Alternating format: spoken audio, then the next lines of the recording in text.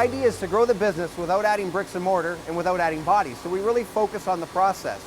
So when we looked at our OPS Ingersoll, we wanted to see how can we put more through the department without adding bodies, without adding bricks and mortar. So our solution was, with Power Mill, we use an electrode package called PowerShape.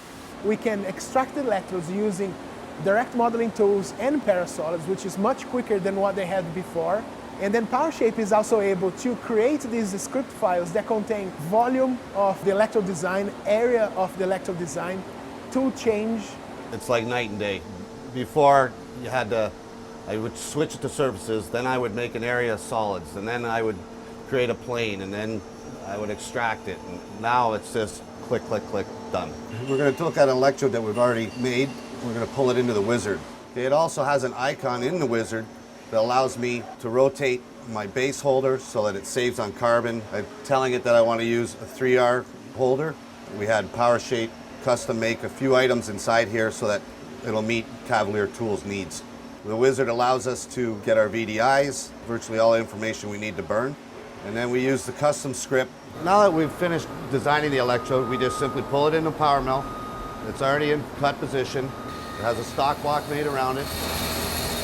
And we've got a 39 tool station tool changer. We use our Renshaw probe to probe the job, just load the machine and go. Once these files are created, all the user has to do is load the electrode here with the System 3R holder and load the ING file to the machine, and that's it.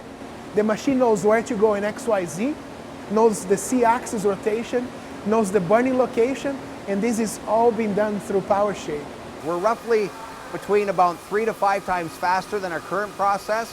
We went from outsourcing about $600,000 a year in EDM to pulling that back in with a single machine. It's fantastic. The cost savings in the electrode, the labor and the handwork, the throughput of the machine far outweighs the payment. So I'm of the opinion I'm not buying the machine. The productivity paid for it.